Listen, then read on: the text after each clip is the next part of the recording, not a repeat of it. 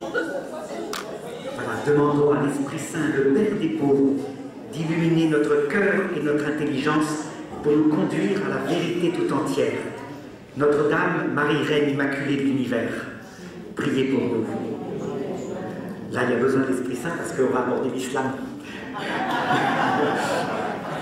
Donc on est toujours dans la deuxième sens de la fin du monde, hein, avec tout ce scandale de est-ce que Dieu envoie des épreuves? Est-ce qu'il peut le faire positivement ou seulement les permettre?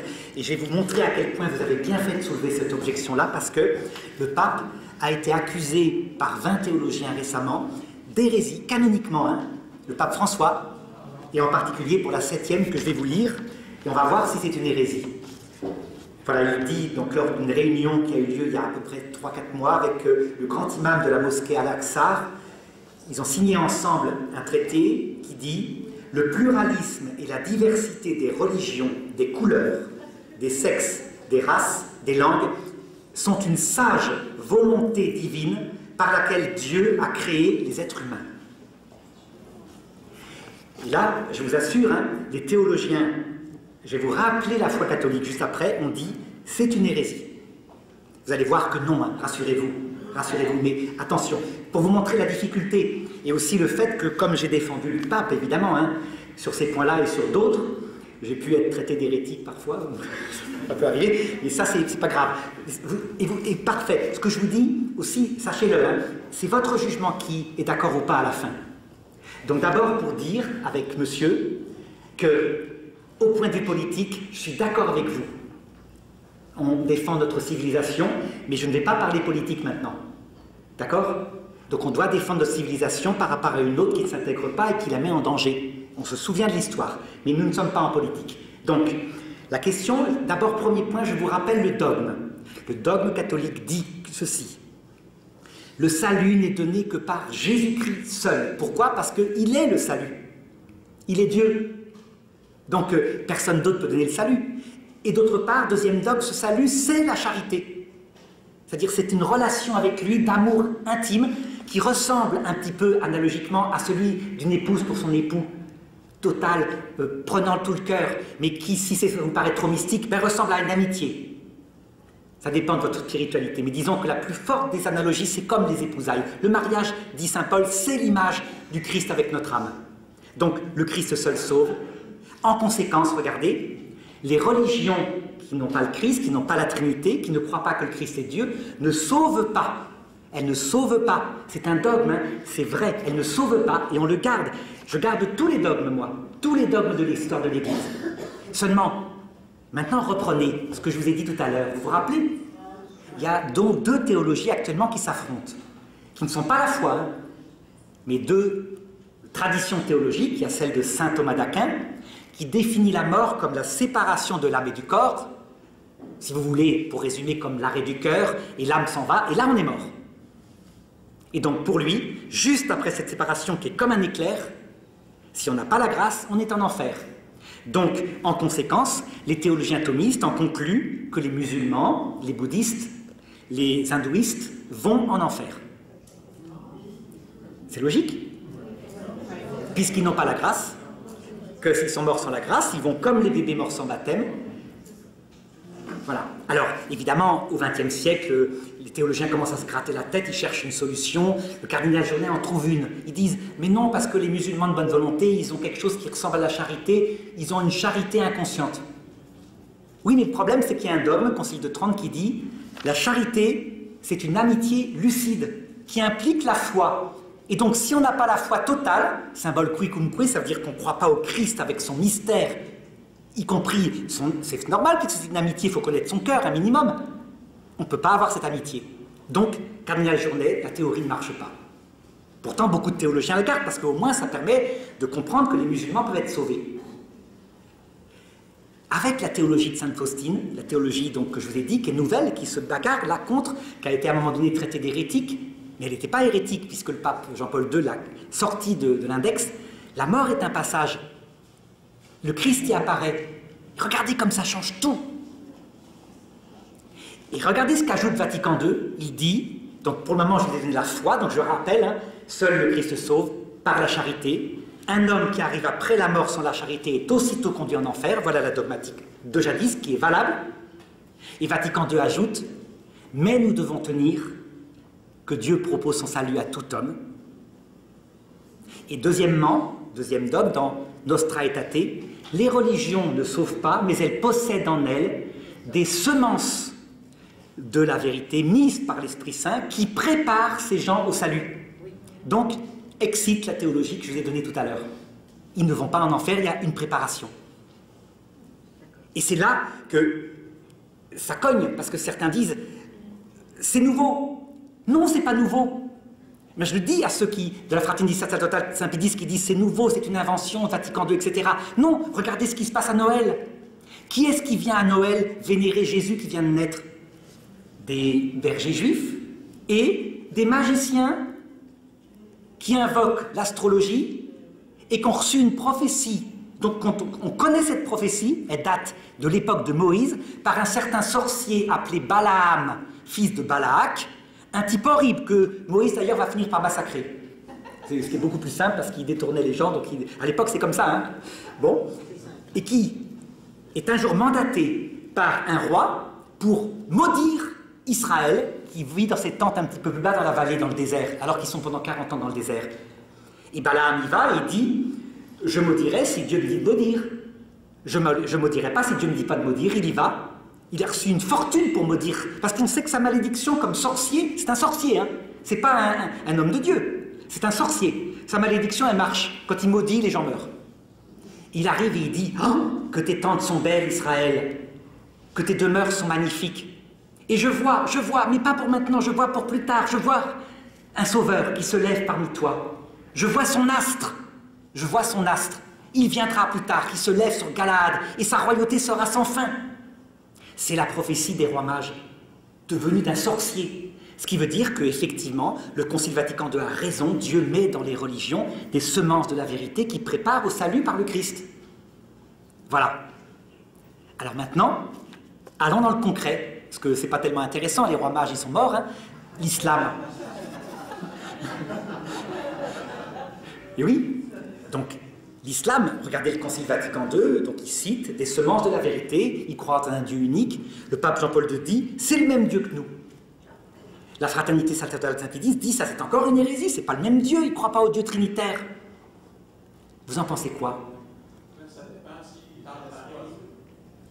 Si le Dieu demande de nous massacrer, nous autres. Oui, enfin, ça dépend. C'est des textes, dans l'islam il y a tout, il y a en religion pas de forcer, puis il y a d'autres textes qui disent massacrez-les tous, c'est-à-dire qu'on peut faire beaucoup de choses avec l'islam selon qu'on interprète, puisque c'est des gens du livre, donc ils n'ont pas de tradition très très sûre, mais en gros les djihadistes, parfois certains sont reconnus comme des musulmans, et puis des musulmans très tolérants, très doux, etc. aussi, donc il y a tout, c'est un fatras. Mais la question que je posais c'était, je ne sais plus. Oui. C'est Alzheimer, c'est le premier signe. Ah oui, est-ce qu'ils ont le même Dieu que nous? Tu réponds non? Eh bien, je vous réponds. Allez-y.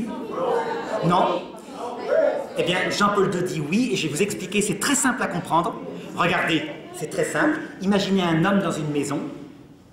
Il a à la cuisine une servante qui fait la cuisine, qui fait le ménage. Cette servante, l'homme, le maître de la maison, c'est le même que son épouse qui vit dans sa chambre et qui dort dans son lit. Sauf que la servante ne connaît pas ses volontés, elle ne sait pas qui il est, elle reçoit ses ordres et elle se soumet. Tandis que l'épouse connaît son cœur et elle dort avec lui. Mais c'est le même Dieu. Et Jean-Paul II et le pape François disent c'est le même Dieu, mais ils ne le connaissent pas.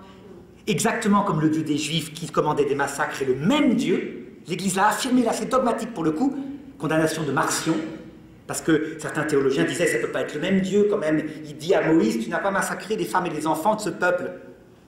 Ça serait Jésus-Christ ça? L'Église a dit oui, c'est Jésus-Christ, c'est le même Dieu. Au IVe siècle, contre Marcion. Vous voyez, on retombe dans le mystère que je vous disais tout à l'heure, hein. Vraiment le comprendre ce Dieu, comment il fait toutes les techniques pour sauver des orgueilleux, y compris. Où ils périssent par l'épée, mais comme ça, au moins, ils s'apprennent... Enfin, c'est compliqué. Hein. Alors, l'islam, allons-y. D'abord, première chose, est-ce que Mohammed est un prophète pour les chrétiens? Non. Non. Là, vous voyez, Je réponds non, il ne peut pas être un prophète pour les chrétiens, puisqu'il nie la divinité de Jésus-Christ. Leur prophète, nous, clairement, nous savons que c'est un faux prophète. Le problème, c'est qu'il y a 1,5 milliard de musulmans et que la base du christianisme, manifestement, leur appartient maintenant. Donc il faut chercher, quand on est face à un truc comme ça, est-ce qu'il n'y aurait pas quand même une prophétie quelque part, un peu nette, quoi, où Dieu en parle? C'est quand même bizarre, vous savez, je vous ai dit tout à l'heure que rien ne se faisait sans la volonté de Dieu. Là, c'est quand même bizarre, 1,5 milliard de musulmans, peut-être 2 milliards. Bon, ben on va regarder. Est-ce que vous avez une idée quelle prophétie pourrait y avoir dans la Bible? Je vous assure, hein, il faut regarder bien une prophétie qui annoncerait quelque chose comme ça. Ça serait le fils d'Abraham. Voilà. Regardez l'histoire d'Abraham. Je vous la raconte, hein. C'est absolument incroyable. Dieu apparaît à Abraham et lui dit « Tu auras une descendance. Tu auras une descendance. » Ah, carrément comme ça. Oui. Donc, il lui apparaît. Et Abraham, ben, il a 80 ans, sa femme, je ne sais plus, 83. C'est comment ça? Ouais. Donc il se dit, ben, elle lui dit, enfin, c'est Sarah qui lui dit, ben, écoute, ta prophétie, ton espèce de prophétie, là, machin, tu y crois, mais moi, écoute, on va trouver un système. Il y a Agar, ma servante égyptienne, tu couches avec, l'enfant naît sur mes genoux, ça sera notre enfant, il héritera de nous, et comme ça, voilà, ça va marcher, et on aura réalisé la prophétie de Dieu. Ben, Abraham lui écoute Sarah, hein, ça c'est pas faire, hein, c'est une femme, une forte femme, il y va, peut-être qu'il est content aussi, elle est jeune, hein, Sarah, Agar. Elle tombe enceinte, et voilà qu'apparaît Ismaël. Vous remarquerez que Ismaël ne vient pas de Dieu. Dieu n'est... Enfin, j'avais dit une fois dans une vidéo, Dieu n'était pas au courant, et quelqu'un me dit, hérétique, Dieu c'est tout. Non, je voulais dire par là qu'il l'a fait dans le dos de Dieu. Vous voyez, il n'a pas demandé la permission à Dieu pour le faire, il l'a fait, c'est une volonté humaine. Ismaël est né de volonté humaine. Mais regardez la suite, c'est ça qui est étonnant. C'est que du coup, Agar, la servante, je vous l'ai dit en araméen, musulmane, la religion des serviteurs, hein, la servante commence à traiter mal Sarah. Forcément, elle est la mère de l'héritier. Et donc Sarah dit à Abraham, chasse cette femme de là, chasse-la. Et regardez ce qui arrive. Donc Agar part avec son fils, elle se retrouve dans le désert, et commence à mourir de soif parce qu'il ne trouve pas de source. Et à ce moment-là, que je trouve le texte, voilà, il doit être là. À ce moment-là, Genèse 21, 17, Dieu entendit le cri du petit enfant, et l'ange de Dieu appela du ciel Agar et lui dit, qu'as-tu, Agar? Ne crains pas, car Dieu a entendu le cri du petit enfant, là où il était. Debout, soulève le petit, tiens-le ferme, car j'en ferai une grande nation. Et Dieu fut avec lui, il grandit, il demeura dans le désert, il devint un tireur d'arc. Il demeura au désert de Paran, et sa mère lui choisit une femme du pays d'Égypte. Et alors après, ça continue. Un peu plus tard, voilà que Dieu apparaît à Abraham au chêne de Mambré. Abraham était là sous sa tente et il vit 3 hommes, la Trinité.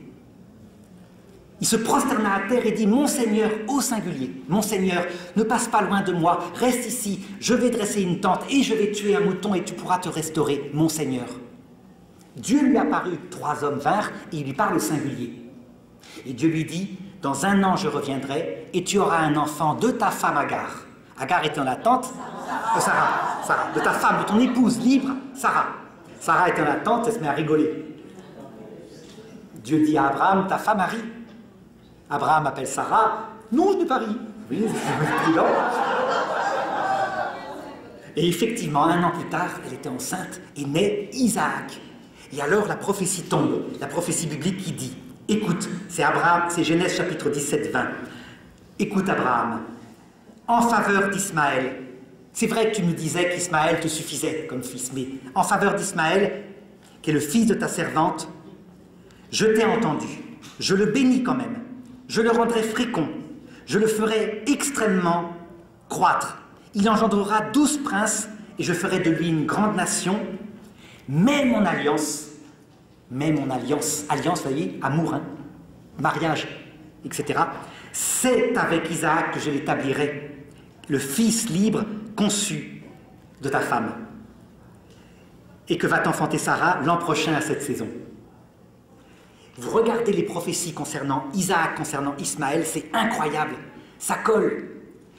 Vous savez, il est dit d'Ismaël, donc les prophéties de Dieu, qu'il est un tireur d'arc. Vous ne pouvez pas nier que l'islam est une religion de la guerre, qui se répand par la guerre, qui a comme symbole sur les drapeaux de l'Arabie Saoudite le sabre. Deuxièmement, sa main sera contre tous et la main de tous contre lui, dit Dieu à un moment donné. Vous avez constaté que partout où l'islam est arrivé, il s'est installé sur la terre de ses frères, qu'il a conquis par des techniques. Quelquefois un peu de combat, et quelquefois simplement la dimitude, ça veut dire un impôt. Si vous voulez être fonctionnaire, il faut devenir musulman, sinon vous payez un impôt. Il ne vous force pas à ce que vous convertir, mais quand vous êtes en période de moins grande ferveur chrétienne, ben vous devenez musulman. Oh, on ne te force pas, hein, c'est juste comme ça, c'est formel. Et puis après, du coup, les enfants sont musulmans. Et c'est comme ça que petit à petit, par ces techniques, l'islam s'est imposé sur les terres du christianisme. L'Algérie est chrétienne au départ, Saint-Augustin est algérien, etc. Hein. Vous voyez, tout correspond.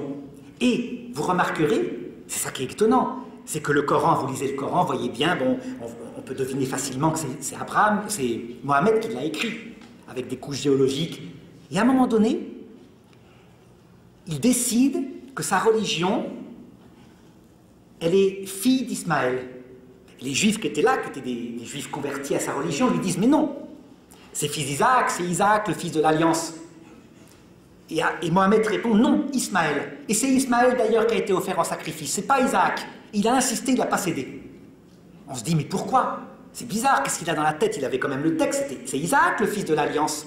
Mais Ismaël, je le bénirai quand même parce qu'il est de ta race. Et vous voyez qu'on dirait que la prophétie se réalise, à savoir que Ismaël est une religion qui ne sauve pas, qui ne vient pas de Dieu, une religion de serviteurs et non pas d'amis, mais qui a un rôle particulier, à savoir que les amis de Dieu, la vraie alliance, qui est le christianisme avec Isaac, il arrive que parce qu'elle est composée d'hommes, et parce qu'elle a beaucoup de succès, parce que le Christ attire à lui tous les hommes, mais parce que nous sommes dans un corps grégaire, se développe non pas en amour de Dieu, mais en civilisation fière. Une civilisation tellement fière d'elle-même qu'elle se met à construire des œuvres d'art magnifiques, et après, dès qu'il y a un type qui parle un peu différemment, elle se met à l'exécuter. Je vais vous raconter ce qui s'est passé pour nous chrétiens. Regardez, 3 siècles, on est persécuté par les Romains. Puis à un moment donné, Constantin fait un édit de tolérance que réclamaient les chrétiens, les théologiens chrétiens. Donc c'est la tolérance, Constantin. C'est pas la religion officielle. Et Théodose, 50 ans plus tard, fait un édit où l'Empire romain est chrétien. C'est l'époque de saint Ambroise et de saint Martin de Tours. Et parmi les évêques, il y en a un qui est hérétique. Qu'est-ce que fait Théodose? Il l'attrape, il le condamne, il le zigouille. Saint Ambroise et saint Martin disent « Mais il ne faut pas le zigouiller, il faut discuter. » C'est trop tard. Ça veut dire qu'en fait, nous sommes des êtres humains. Notre religion, qui est la Sainte Alliance, elle fait quand même que quand nous avons trop de pouvoir, eh bien nous construisons quelque chose d'orgueilleux sur terre, une sorte de tour de Babel. Et qu'est-ce que fait Dieu à ce moment-là? Saint Paul, il prévient, il le dit à un moment donné, si je retrouve le texte, parce que ça c'est peut-être important que je retrouve la référence. Hein? Voilà, comme ça. Donc, Galates chapitre 5, verset 1. N'abusez pas, il le dit à ses frères chrétiens, n'abusez pas de la sainte liberté que Dieu vous a donnée par le Christ, de peur que Dieu ne vous livre de nouveau à la servitude. Donc analysons, regardez un petit peu. La chrétienté d'Orient, elle, on lui doit tout. La fille aînée de l'Église, c'est pas la France, hein. C'est l'Empire romain d'Orient, c'est Antioche, Constantinople, Alexandrie. La fille aînée de l'Église. On lui doit les 7 premiers conciles œcuméniques. Toute notre foi est fondée sur eux. D'accord? Nous, on avait le siège pontifical à Rome. Puis on était un peu barbares à l'époque, les papes ne s'occupaient pas trop de théologie.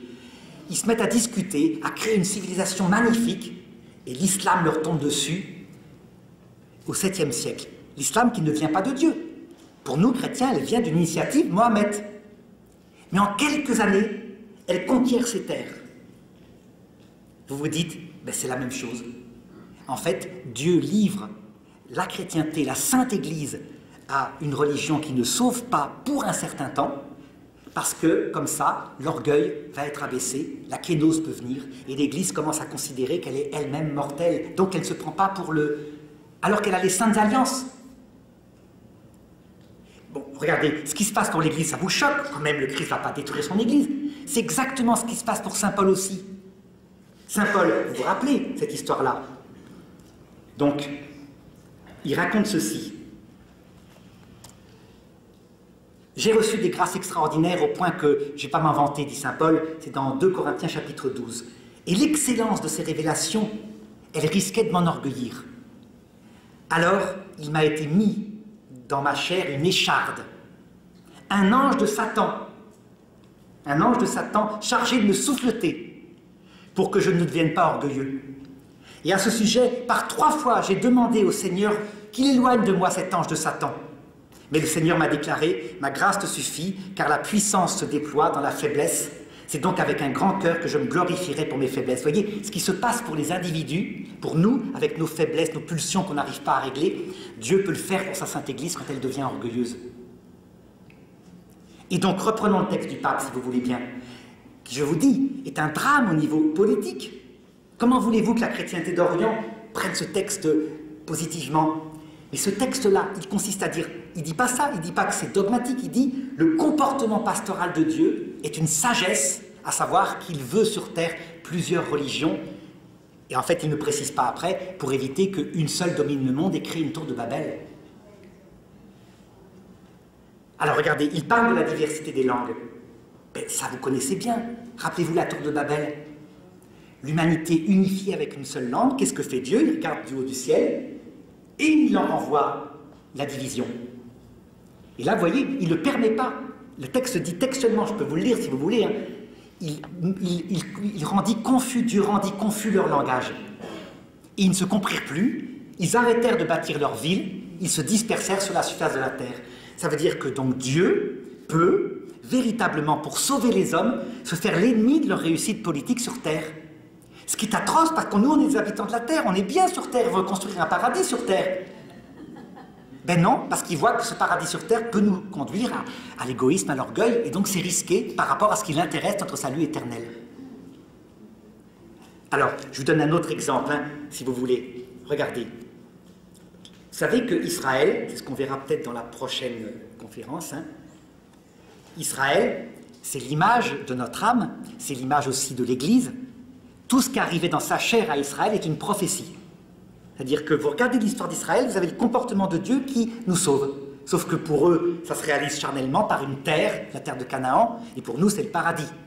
La terre de Canaan n'en est que le symbole. Vous vous souvenez peut-être qu'à un moment donné, à sa sainte alliance, qui s'appelle Israël, Dieu donne la gloire. D'abord par David, qui bat tous les ennemis, puis par Salomon, un jeune homme formidable, qui à un moment donné, quand il entre au pouvoir, dit à Dieu, je ne te demande pas la richesse, je te demande la sagesse, s'il te plaît. Et Dieu est tellement content qu'il lui dit, je te donne la sagesse, et je te donnerai aussi la richesse. Et la gloire, et la paix. Et c'est toi qui construiras le temple que David ne pouvait pas construire parce que ses mains étaient pleines de sang. Vous vous rappelez cette histoire-là? Seulement, est-ce que vous vous souvenez ce qu'est devenu Salomon? Salomon est devenu un gros cochon. Et vraiment, il avait 1000 femmes et 800 concubines. Alors, il ne couchait pas avec, il était vieux, mais il adorait leur Dieu. Il en avait trouvé des nations étrangères, etc. Incroyable, au point que les Juifs disent que le livre de Qoéleth est écrit par Salomon. Le livre de Qoéleth, vous allez voir, hein, c'est une sagesse d'un type aigri. Normalement aigri à cause de ce que c'est que la sagesse de Moïse. Vous savez ce que c'est que la sagesse de Moïse, hein? C'est pas la vie éternelle, hein? La sagesse de Moïse, elle consiste à dire, je te donne des commandements, du style, tu ne manges pas de cochon, tu ne manges pas de crabe, tu ne manges pas de machin, tu te laves de telle façon, etc. Il y en a 600, plus de 600 commandements, donc des commandements charnels. Hein. Attention, l'Évangile dit c'est une loi qui ne sauvait pas, mais qui créait le péché parce qu'ils n'arrivaient pas à la suivre, donc ils comprenaient qu'ils étaient pauvres. Donc, Salomon se dit, je dois suivre les commandements, et en échange, Dieu me promet quoi? Pas la vie éternelle, jamais. Vous ne trouverez jamais la vie éternelle chez Moïse. Vous trouverez chez Moïse la promesse de la conquête d'une terre qui s'appelle Canaan. Vous vivrez très gras et très longtemps avec beaucoup d'enfants, et puis vous rentrerez dans le Sheol, où vous vous souviendrez de rien, mais en paix.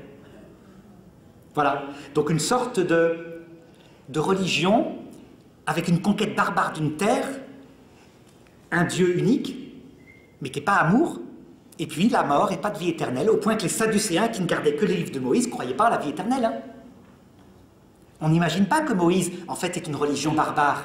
La religion de Moïse qui a été affinée après par les prophètes, on croit que c'est une belle religion. Non, c'est une religion que si elle existait actuellement, vous diriez, mais les talibans, c'est presque des enfants de cœur. Excusez-moi. Oui. Est-ce que tu pourrais préciser qu'il a reçu les 10 commandements qu'on appelle les 10 paroles qui venaient de... Oui, il y a ça aussi, mais pas de vie éternelle. S'il les observe, les 10 commandements, donc avec tu ne tueras pas, donc ils sont déjà une morale comme ça, mais qui gardent aussi tu crèves un œil d'autrui, enfin je te crève un œil. Et regardez certains commandements de Moïse, je vais vous raconter quelques-uns qui ne sont pas très beaux. Si une femme, jeune fille, est enceinte, qu'elle n'est pas mariée, et qu'elle dit, pour se défendre, qu'elle a été violée dans la campagne, alors tu lui feras rien. Parce que c'est peut-être vrai, elle a pu crier, personne ne l'a entendu. Mais, dit Moïse, si elle te dit qu'elle a été violée dans la ville, alors tu la lapideras, parce qu'elle aurait pu crier. Moïse aurait pu savoir que c'est faux, puisque la fille d'Abraham a été violée dans une ville, Dina. La sœur, vous savez, au point que, ou d'Isaac, sa fille d'Isaac peut-être, hein, au point que les 12 frères ont massacré le village après, la ville qui avait fait ça. Eh bien voilà, la loi de Moïse, c'est une loi comme ça, qui est dure, qui est adaptée à un peuple barbare, qui a aussi des choses bonnes, hein, les 10 commandements, donc c'est un progrès, puisque tout l'Ancien Testament va être un progrès. Mais, quand Salomon considère la loi de Moïse, il écrit dans le livre de Qoéleth, ben moi, je me suis dit, je vais boire, je vais essayer de boire pour voir si je garde ma sagesse. Je me suis mis à boire, j'ai constaté que je gardais ma sagesse, que tout est vanité. Il faut donc plus ou moins être fidèle au commandement de Dieu, mais de toute façon, tout est vanité. Et puis pour être tranquille, pour ne pas avoir d'ennui, parce que Dieu pourrait frapper, je vis ma sagesse comme ça. Voilà. À la fin de sa vie, quand Dieu voit la dégradation de Salomon, il lui dit ceci. Regardez un petit peu. Et là, vous allez voir comme c'est... Alors, il faut simplement que je retrouve le texte, ça doit être peut-être par là. Voilà. C'est 1 Roi, chapitre 11, à partir de verset 12. Regardez ce qu'il lui dit. C'est sa Sainte Alliance, hein, l'image de l'Église. Alors Yahvé parla à Salomon. Parce que tu t'es comporté comme ça, et que tu n'as pas observé mon alliance et les prescriptions que je t'avais faites, je vais t'arracher le royaume et le donner à un de tes serviteurs. Seulement, par égard pour David, ton père, qui s'était repenti de son grand péché, vous vous rappelez, l'adultère, le meurtre, l'assassinat du mari de sa maîtresse, etc.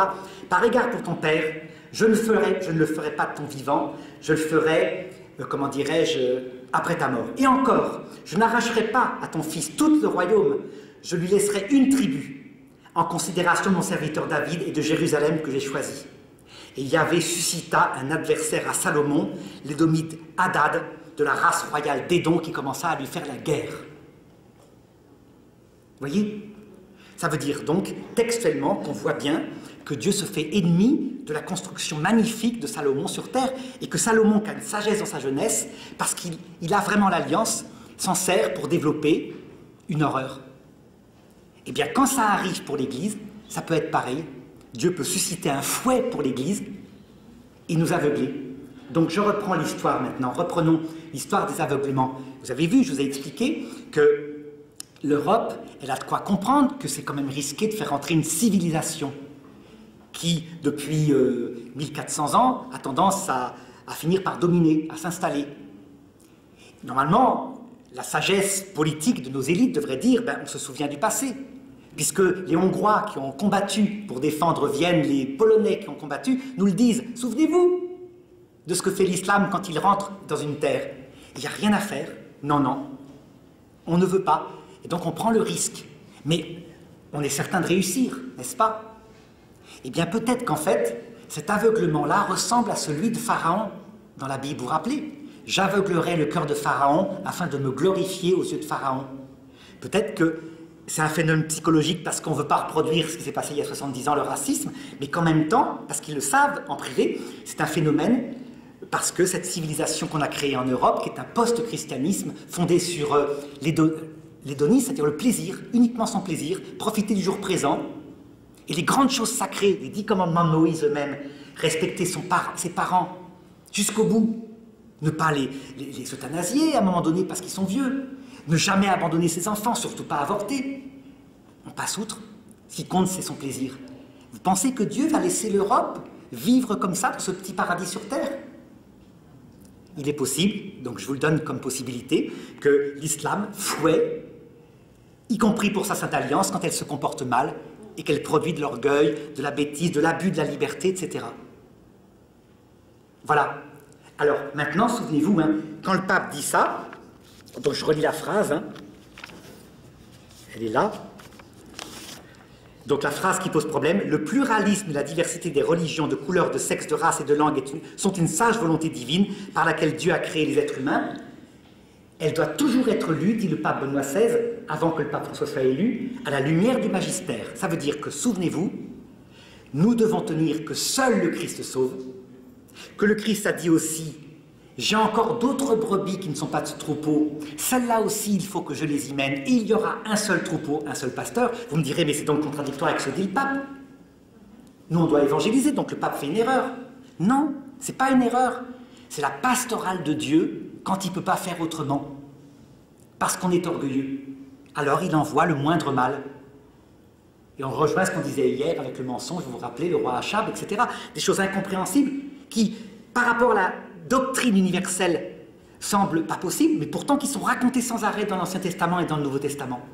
Il continue de faire la même chose. Évidemment, ça ne lui plaît pas.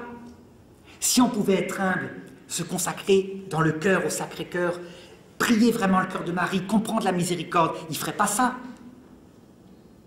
Mais là, parce qu'on développe une civilisation qui produit de l'orgueil, pourtant elle vient du christianisme, elle devient presque anti-chrétienne, ben il est capable de faire ça. Alors maintenant, vous voyez bien, le risque de ce que je dis, ce serait une sorte de...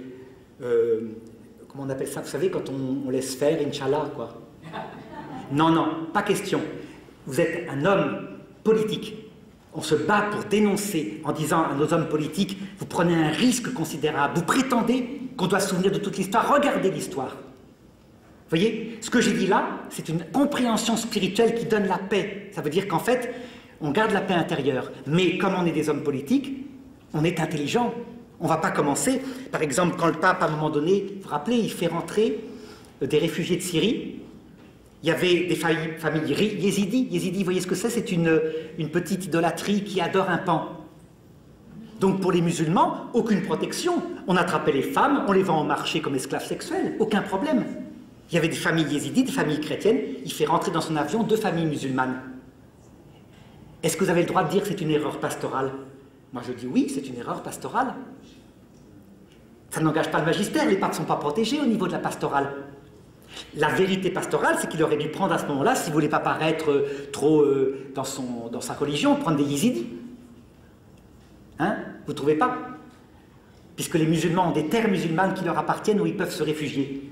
Donc voilà. Je vais peut-être choqué par ce que je viens de dire, mais rappelez-vous, hein, le pape est un homme qui peut être pécheur, et Saint Pierre, son comportement, nous montre exactement là où le pape est protégé. Rappelez-vous, hein, si vous voulez comprendre là exactement où nous devons avoir un respect total, absolu de foi pour le pape, regardez Saint Pierre. Saint Pierre, je vous rappelle, quand il dit à un moment donné au Christ, qui demande « Qui suis-je » ? « Tu es le Fils de Dieu ». Jésus lui répond « Ce n'est pas la chair et le sang qui t'ont fait dire ça, c'est l'Esprit Saint ». Et après, il le fonde dans sa mission de pape. « Tu es Pierre, et sur cette pierre, je bâtirai mon Église ». Un peu plus loin, il lui dit « Le Satan a demandé à te faire tomber, j'ai prié pour toi afin que ta foi ne défaille pas, afin que ta foi ne défaille pas. Quand tu seras revenu de ta trahison, confirme tes frères dans la foi. » Pierre, après, tout content, lui dit « Seigneur, je te suivrai jusqu'à la mort. » Jésus lui répond « Le coq n'aura pas chanté 3 fois que tu m'auras renié. » Donc c'est précis. Le pape n'est pas infaillible dans son comportement personnel, n'est pas infaillible dans sa foi individuelle. L'infaillibilité porte sur la proclamation de la doctrine de la foi. La doctrine, en gros, voilà la vérité, mais je ne la suis peut-être pas. Là-dessus, il y a une protection. Donc, quand il définit la doctrine du salut, il y a une protection. Est-ce que maintenant le comportement du pape peut être conforme à la doctrine? Non, pas forcément. Vous vous rappelez, à un moment donné, Concile de Jérusalem, Pierre est là, il fait un grand discours en disant « Nous ne devons pas appliquer aux païens la loi de Moïse. Ils n'ont pas besoin d'être circoncis, de peuvent manger du porc, ils peuvent faire ce qu'ils veulent, etc. » Donc il dit la vérité, et le Concile de Jérusalem dit la vérité. Il n'est pas imposé la loi de Moïse au peuple. 2 ans plus tard, ou peut-être 10 ans plus tard, saint Paul le trouve, il est avec des juifs, il porte des rouflaquettes, il est en train de danser des danses juives, il ne mange pas de cochon. Il lui dit, je l'ai repris en face. Je me suis opposé à lui en face. Vous voulez que je vous donne la référence de ce texte-là? Quand saint Paul le dit, hein, je m'opposais à Pierre. Donc, voilà, je lui résistais en face. C'est donc... Donc, je lui résistais. Voilà, il doit y avoir ça. Non. Hop. Voilà, Galates chapitre 2, verset 11. Mais quand je suis arrivé à Antioche et que Pierre vint, je lui résistais en face parce qu'il s'était donné tort.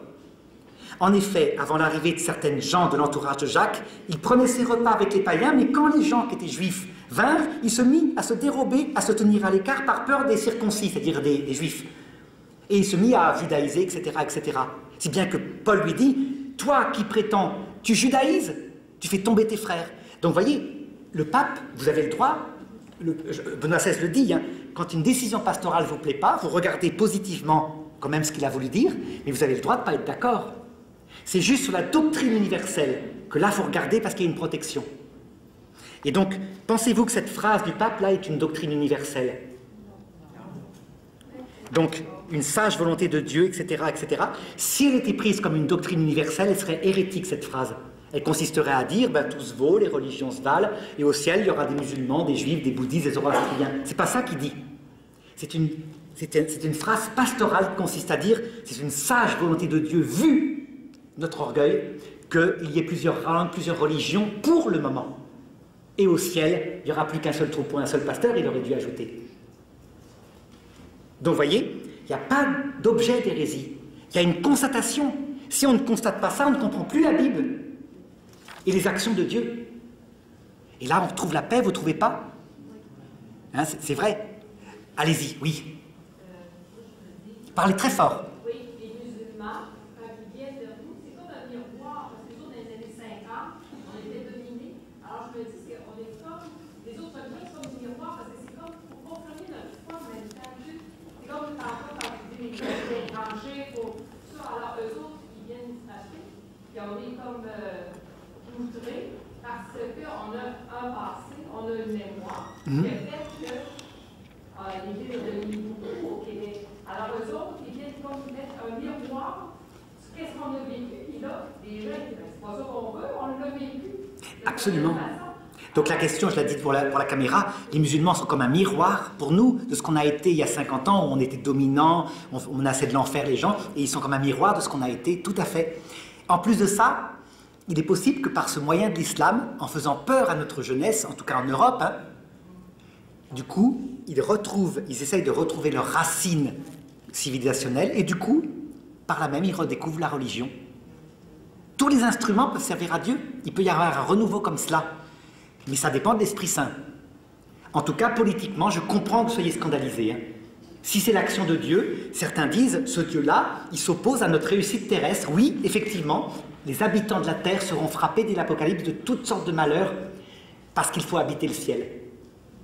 Par son âme, hein, tout en étant de la terre, mais sans angoisse, quoi. Ça veut dire, vous voyez, si vous gardez cette spiritualité que je vous ai donnée, vous vous battez pour votre pays, mais sans peur. Moi, j'ai pas peur, parce que je me dis, Dieu, il a dans ses mains les choses, mais par contre, je peux parler maintenant en vous disant, oui, la civilisation musulmane qui rentre en Europe est un risque que prennent nos hommes politiques.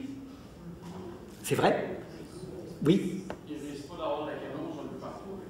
Les quoi, les? Il ne risque pas d'avoir la canose un peu partout. La canose?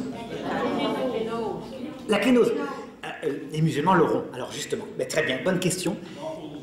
Pour nous d'abord, c'est une kénose, puisque notre civilisation, on est quand même membre de ce peuple. Nos enfants sont peut-être humanistes sans Dieu, mais c'est nos enfants. Donc on est de cette civilisation. Et on a peur qu'une autre sagesse la remplace, la sagesse de la servitude. La servitude, c'est ça l'islam. Soumission à Dieu. Par contre, regardez, les musulmans eux-mêmes vont connaître la kénose. Alors là, pour le coup, puisque je vous ai donné une prophétie, j'ai combien de temps? Je ne sais pas. Ah, ça va. Regardez la suite des prophéties. Si vous avez compris que la Bible, les histoires d'Abraham, Isaac, Jacob, racontent des grandes choses qui vont se passer quand nous serons des milliards sur Terre, donc maintenant, à savoir par exemple les deux religions issues du judaïsme, effectivement, il y a l'islam, il y a le christianisme, il y a Isaac et Ismaël. Ismaël qui vient des hommes, Isaac qui vient de la Trinité. La Sainte Alliance, La servitude, ça correspond, vous voyez. Par contre, regardez la fin de l'islam. D'abord, observez à un moment donné, puisque les prophéties racontent comment ils se sont fait la guerre, ces deux fils, puis à un moment donné, comment ils se sont réconciliés. Ça se passe à l'époque d'Isaac, oui, et de son frère Ésaü. Non, Jacob et Ésaü. Oui, Jacob et Ésaü. Absolument. Donc vous vous rappelez, hein, deux jumeaux, un qui est poilu comme un ours, et qui est un chasseur, qui est viril, etc. Donc il plaît à son père Isaac, parce que, vous voyez, c'est quand même... voilà. Il dit que Jacob, il est très fin, il est féminin, il aime l'art, il aime sa maman, qui s'appelle Rebecca. Et à un moment donné, Jacob réussit à piquer le droit d'aînesse à son frère Ésaü. Au point qu'Ésaü rentre en colère, parce qu'en plus il a fait ça avec une ruse, il s'est mis des poils sur les bras, etc. Et il menace de le tuer. Il dit, je vais le tuer. Et donc Jacob s'enfuit. Vous voyez, là ça raconte la période où on a été en guerre avec l'islam permanence. Et à un moment donné, il crée sa famille, il a plein d'enfants, il y a toute une histoire d'amour avec Rachel aussi, hein, toute une histoire. Puis à un moment donné, il ne peut plus rester chez son beau-père qui est trop pénible, il revient vers sa terre. Mais c'est compliqué de revenir vers sa terre. Il y a son frère. Il a la trouille. Il ne sait pas comment faire. Alors il envoie des espions en avant et on lui annonce que son frère est en train d'arriver avec 200 guerriers. Et vous savez ce que fait Jacob? Alors, d'abord, il va prier. Et il prie et il est combattu par un ange toute la nuit, qui à un moment donné veut presque le tuer. Et lui, il résiste à l'ange. On ne sait pas sur quelle épreuve il a eu, une sorte de nuit de l'esprit, il ne comprenait pas quoi. Et l'ange le frappe à la hanche et il se met à boiter après. Donc vous voyez, il y a des tas de symboles spirituels qui signifient les blessures qu'on garde parce qu'on a vécu cette vie terrestre avec des épreuves. Et ensuite, il retourne vers sa famille, il fait placer en avant la famille d'une de ses femmes, puis derrière, 100 pas derrière, la famille d'une autre de ses femmes, puis 100 pas derrière, la famille de Rachel, très protégée. Et quand il approche de son frère Ésaü, la Bible raconte, il se prosterna 7 fois devant Ésaü. Et je vous assure que les femmes de Jacob devaient être en colère en disant « Mais qu'est-ce qu'il fait? Il ne faut pas faire ça, il faut se sauver et puis s'armer au cas où. C'est risqué, on est en train de risquer ta famille. Il va peut-être attaquer, il a 200 guerriers quand même, c'est mauvais signe. » 7 fois, il se prosterna devant, puis il s'approcha de lui et il dit à Ésaü « Ton serviteur, etc. etc. » Et Ésaü, loin de se précipiter pour le tuer, se mit à pleurer et lui tomba dans les bras. Bien, regardez si c'est peut-être une prophétie. Vous avez remarqué quelque chose de scandaleux qui nous arrive depuis 50 ans, où les papes se prosternent devant l'islam. C'est-à-dire qu'en gros, si on regarde objectivement, qui est coupable? Premièrement l'islam, qui est allé attaquer les terres chrétiennes, l'Espagne.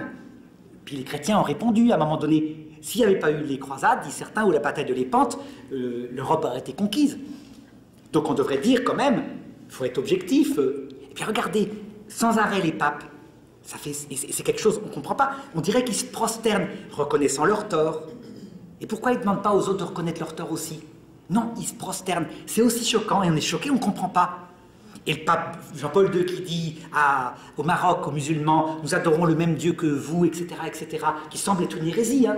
Si c'est le même Dieu, mais pas la même religion, hein, je vous ai dit. Ça, les papes l'ont dit, c'est le même Dieu, c'est le Dieu qui est apparu à Abraham. D'ailleurs, vous avez vu hein, dans les prophéties. Mais ce n'est pas la même religion. C'est la servante. Et nous, bon. Eh bien, en fait, peut-être qu'il est en train de se passer ça, peut-être. Ça veut dire que poussé par l'Esprit Saint, d'où l'intérêt de ne pas trop critiquer ces trucs-là qui nous dépassent, hein, que l'Esprit Saint est en train de pousser les papes à faire cette espèce d'attitude bizarre, incompréhensible, et que ça va aboutir à ça. Seulement, regardez la suite du texte.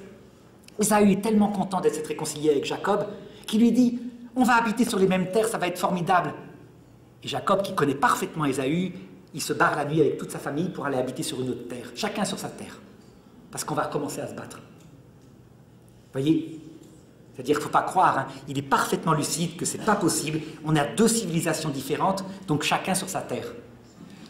C'est intéressant ces textes-là, donc on verra, je ne peux pas dire que c'est vrai, c'est peut-être une illusion ce que je vous raconte, hein. Donc en tout cas, nous comme politiques, on doit être prudents par rapport à la civilisation, les personnes non, hein, les personnes sont gentilles, mais la civilisation musulmane, c'est une civilisation de la conquête quand même. Hein. Ça va? Allez-y.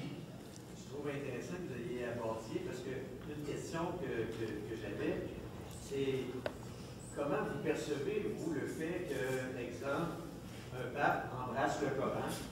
Donc comment je perçois qu'un pape embrasse le Coran? Le pape, le geste lui-même a toujours été accompagné d'une parole.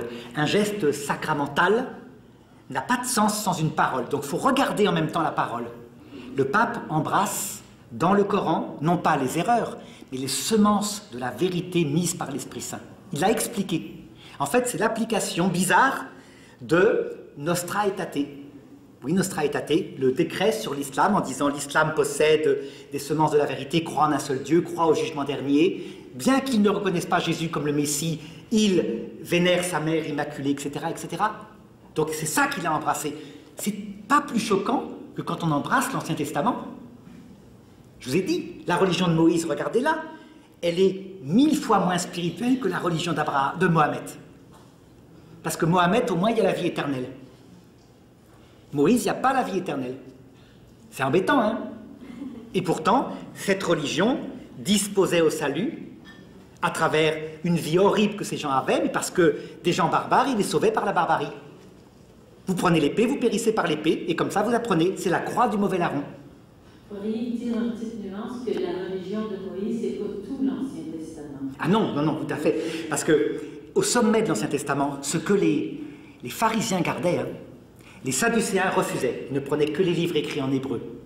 Et donc ils disaient, il n'y a pas de résurrection, il n'y a pas de vie après la mort, c'est ridicule.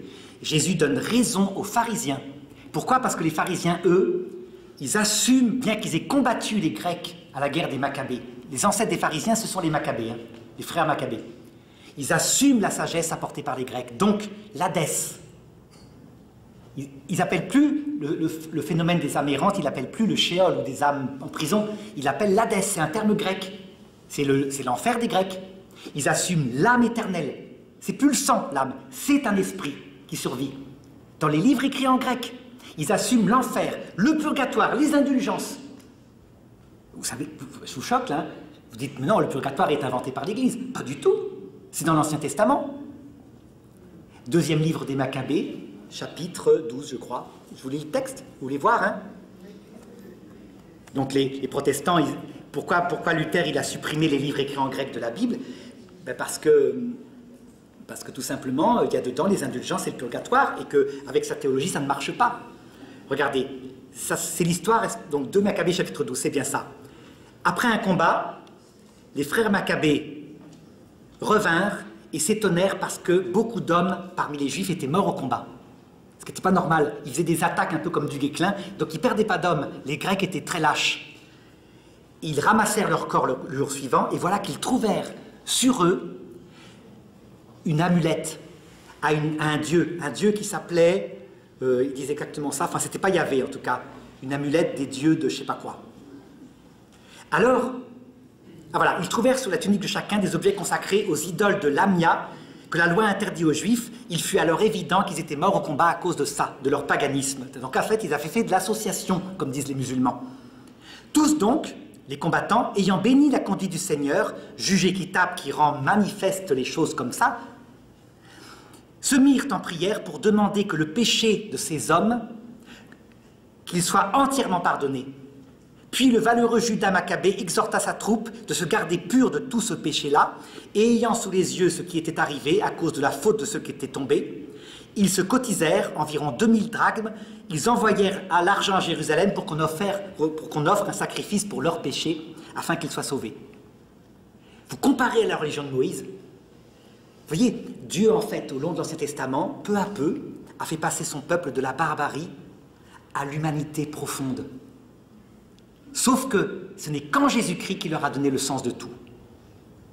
Voilà, donc tu avais raison de faire ce signalement. Moïse n'est qu'une étape, mais si Moïse sauve, si Moïse dispose au salut, qui est une religion barbare, malgré des commandements, hein, quelques commandements comme tu ne tueras pas, mais quand même, vous avez vu l'histoire des femmes. Là, Moïse ne sauve pas, c'est une loi mauvaise, mais elle dispose au salut, donc embrasser la loi de Moïse, c'est le même geste que d'embrasser le Coran. On n'embrasse pas les erreurs dans la loi de Moïse. On ne lapide pas une femme, une jeune fille enceinte, parce qu'elle dit qu'elle a été violée dans la ville. Vous savez qui est-ce qui va corriger cette histoire de lapidation avec 2 témoins? C'est le prophète Daniel. L'histoire de Suzanne, vous vous rappelez, hein? Une jeune fille foutue, elle est foutue, Suzanne. Elle est accusée par 2 juges de la loi d'Israël d'avoir couché avec un jeune homme, ils l'ont surpris. En fait, ils voulaient juste coucher avec elle, eux, et elle n'a pas voulu, donc ils l'ont dénoncée. Et on l'emmène, la loi de Moïse est claire, 2 témoins suffisent, on l'emmène à la lapidation, et les gens pleurent. Et tout d'un coup, un jeune homme de 14 ans qui était là, monta sur une borne et dit « Je suis innocent du sang de cette femme ». On l'écouta, on dit « Comment ça, comment ça ?» Puis on ramena Suzanne, qu'on allait lapider, et il dit « Fils d'Israël, vous ne comprenez pas? Vous devez faire autre chose. » Et il invente la loi, le jugement, ou plutôt l'enquête de police par inquisition.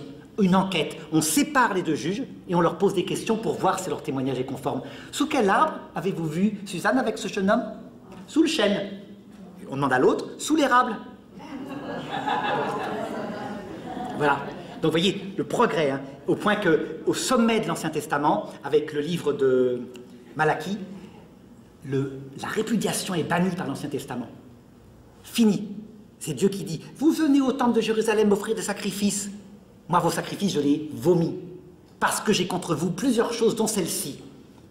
Qu'as-tu fait de la femme de ta jeunesse, celle que tu as aimée, celle à qui tu as fait un serment, et que tu as répudiée après? Tu viens devant le temple pleurer, en disant, je t'aime, Seigneur, et tu crois que tu n'es pas exaucé. La femme de ta jeunesse, tu l'as répudiée. Je déteste la répudiation, dit le Seigneur. Et la femme de ta jeunesse ne la trahit pas. Quel progrès! Voilà, ça c'est l'histoire. Hein. Allez, vas-y. Moi, je trouve que les musulmans, il y a 2 grosses interpellations qui font à notre monde aujourd'hui. Vous me direz si je suis d'accord. Moi, la plus belle semaine sainte de ma vie que j'ai passée, c'est en Syrie, avant la guerre. Qu'est-ce qui est arrivé en Syrie? C'est qu'à un moment donné, on voulait le pétrole. Ça fait, c'est les États-Unis, avec l'Arabie Saoudite, qui ont formé les écoles du djihad pour aller les tuer, parce qu'on a 5 000, 6 000 morts, mais qui est responsable? Et l'autre affaire que je me dis, les musulmans, nous autres, on tue les enfants, l'avortement, tout ce que vous voulez, eux autres, ils en sont à la 12e. Ça fait, on dit, ils vont prendre le pouvoir, on ne sait pas, on va voir à la racine du mal. Donc, je répète la question pour la caméra, que vous dites, c'est nous qui avons créé l'islamisme en payant, etc., en Afghanistan, par exemple la CIA. En Syrie, voilà. En Syrie, c'était tout à fait. l'élection de Saad Arafat. Oui, oui. Et les États-Unis, avec l'Arabie Saoudite, voulaient avoir le pétrole de Syrie. Alors, je vais vous répondre à ça en disant que l'islamisme est leur tentation, mais je pense qu'elle vient de leur texte. De leur texte mal interprété. Ça veut dire que certains hommes prennent dans le Coran les textes uniquement où il y a effectivement « tu les massacreras sans pitié », etc. Et tous les textes où il y a une compensation en disant « pas de violence en religion », la vie d'un homme, si tu sauves la vie d'un homme, c'est plus que si tu sauvais le monde entier, c'est repris du Talmud, etc. La parole de Schindler, vous vous rappelez, il oublie. Donc, en fait, l'islamisme est né de textes du Coran. Effectivement, on ne peut pas le nier, il y a des textes violents dans le Coran. De même que la révolte des Maccabées et la guerre des Juifs contre les Romains est née de la loi de Moïse. Dans la loi de Moïse, il y a la guerre. Et il a fallu qu'ils connaissent la défaite. Effectivement, les Américains, à un moment donné, ont fait des tas de choses comme ça qui ont excité encore plus la violence, mais la racine, c'est leur tentation. De même que nous sommes tentés par la luxure à cause de l'abus de notre liberté, eux, ils sont tentés par la violence parce que c'est leur façon d'être et quelquefois, ils la poussent jusqu'au fanatisme. Vous voyez un peu ce que je veux dire? Ça veut dire qu'on ne peut pas s'accuser de tout. Il y a aussi ça. Mais effectivement, là, je dirais, on les a quelque part provoqués par la domination de notre culture Coca-Cola, et leur jeunesse s'est révoltée en disant on est envahi, un peu comme les frères Maccabées se sont révoltés contre les Grecs. Ils sentaient que leur culture partait vers le Coca-Cola. Il y a quelque chose comme ça, pour les comprendre. Il n'empêche que c'est des criminels, les djihadistes, hein, des criminels graves, et l'avantage, entre guillemets, c'est que du coup, ils vaccinent l'islam de ça, puisqu'ils massacrent en premier lieu les musulmans qui ne sont pas selon leur pensée. Ceci dit, je n'ai pas dit que la musulmane est une religion de paix et d'amour, non. Je ne suis pas naïf. L'islam est une religion de guerre, mais tout de même pas une religion de fanatisme djihadiste, hein, quand même pas. Bien que ça puisse exister, ce qu'on appelle les moudjahidines, souvent c'est comme ça. J'ai répondu, hein? Allez-y, oui. Je suis allée dans un hôpital qui a accouché avec une religieuse Oui. très âgée qui transmettait beaucoup de paix. Et j'ai rencontré, la première rencontre, un musulman. Voici sa réponse. Et après, j'ai rencontré un chrétien catholique. Le musulman a dit, priez pour moi, ma soeur. Priez pour mes enfants. Priez pour les générations futures. Parce que dans notre religion du musulman, nous avons la charité, ma soeur. Et les musulmans fanatiques veulent nous contraindre à être violents. Ce n'est pas ça le but. C'est la charité et l'amour. Vous, ma soeur, priez pour moi. Alors, je donne la question pour là, puis après vous poserez la suivante. Vous avez rencontré un musulman qui vous a dit « Priez pour moi, ma sœur, parce que les violents veulent détourner notre religion. Nous avons la charité dans notre religion, etc. » Nous aimons la Vierge. Et cet homme était un technicien à l'hôpital. Voilà. Alors, je vais vous répondre sur ça, puis après vous donnerez votre autre question, en vous disant que dans l'islam, comme c'est une religion des livres, il y a plein de spiritualités. Cet homme-là doit être soit un chiite spirituel, parce qu'ils ont cette spiritualité, vu que leur propre prophète a été massacré. Donc ils ont quelque chose comme ça, avec une espèce... Je ne parle pas de Roménie, hein, qui là est un fanatique. Je parle de la spiritualité chiite, est très spirituelle, et puis il y a aussi les soufistes. Mais attention, les sunnites sont très légalistes, on dirait presque, voyez, oui, l'époque de Moïse, quoi, avec la loi. Donc il y a de tout.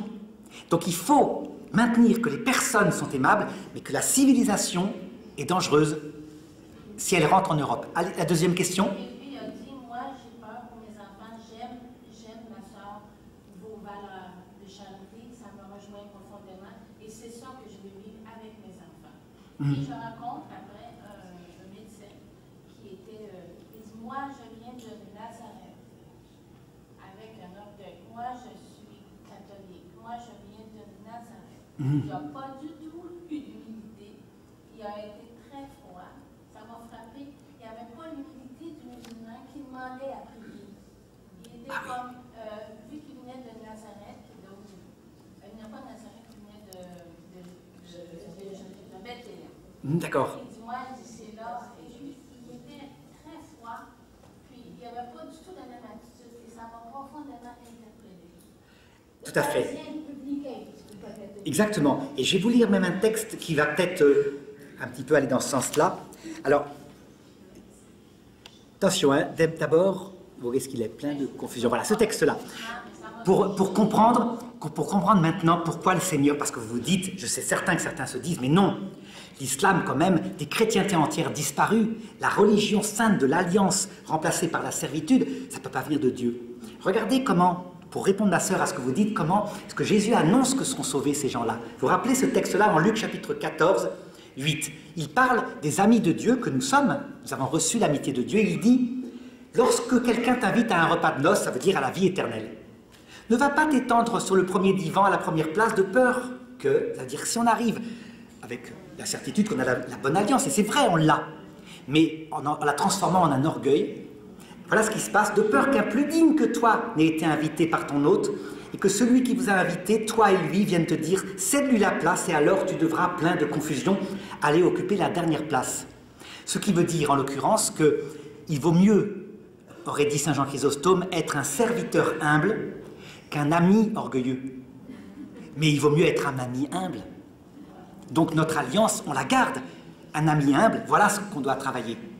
Un serviteur humble, c'est sûr que c'est quand même une dégradation par rapport à Dieu. Il vaut mieux être son ami. Vous voyez, toujours la même chose. Ça va? C'est très clair? Oui, on va prendre un petit chant, si vous voulez, on va se lever parce qu'on va reposer notre intelligence.